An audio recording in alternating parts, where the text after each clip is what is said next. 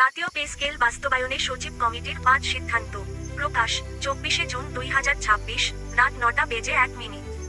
সরকারি কর্মকর্তা কর্মচারীদের দীর্ঘ অপেক্ষার অবসান ঘটিয়ে নবম পে স্কেল বাস্তবায়নের প্রক্রিয়া চূড়ান্ত পর্যায়ে রয়েছে।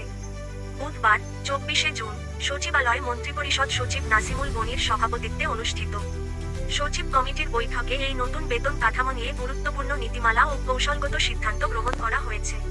নিত্যপণ্যের ঊর্ধ্বগতি ও মূল্যস্ফীতির বিষয়টি মাথায় রেখে নিম্ন আয়ের কর্মচারীদের জীবনযাত্রার মান উন্নয়ন ও বেতন বৈষম্য দূরীকরণকে এই বৈঠকের মূল এজেন্ডা হিসেবে নির্ধারণ করা হয়। সরকার আগামী ১ জুলাই থেকে নতুন এই পে স্কেল কার্যকর করার চূড়ান্ত লক্ষ্যমাত্রা নিয়ে এগিয়ে যাচ্ছে। আইনি জটিলতা ও প্রশাসনিক প্রস্তুতির কারণে কর্মচারীদের হাতে বর্ধিত বেতন পৌঁছাতে ২ থেকে ৩ মাস সময় লাগলেও ১ জুলাই থেকেই তা কার্যকর গণ্য হবে এবং পরবর্তী সময়ে বকেয়া বা অ্যারিয়ার্স হিসেবে সেই অর্থ প্রদান করা হবে। প্রাথমিক পরিকল্পনায় ৩ ধাপে বাস্তবায়নের কথা থাকলেও কর্মচারীদের দাবির প্রেক্ষিতে এখন মাত্র ২ ধাপে পুরো পে স্কেল বাস্তবায়নের সিদ্ধান্ত হয়েছে।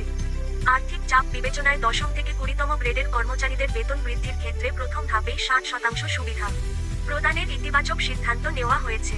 অন্যদিকে প্রথম থেকে নবম গ্রেডের কর্মকর্তাদের জন্য প্রথম ধাপে ৪০% বর্ধিত বেতন প্রদানের পরিকল্পনা রয়েছে। এছাড়া ১১তম থেকে ২০তম গ্রেডের কর্মচারীদের দীর্ঘদিনের গ্রেড ভিত্তিক বৈষম্য দূর করতে একটি বিশেষ রোডম্যাপ তৈরি করা হচ্ছে।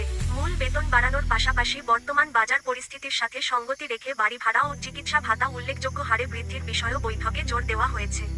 পে স্কেল ঘোষণার পর যেন কোনো আইনি বা প্রযুক্তিগত ত্রুটি দেখা না দেয়, সেই জন্য আইনি ভেটিং এবং বিধিমালা সংশোধনের কাজ দ্রুত সম্পন্ন করা হচ্ছে।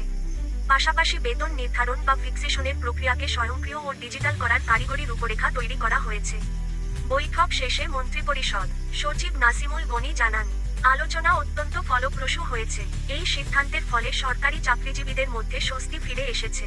এখন প্রশাসনিক ও আইনি ধাপগুলো সম্পন্ন করে দ্রুত প্রজ্ঞাপন জারির অপেক্ষায় রয়েছেন সংশ্লিষ্টরা।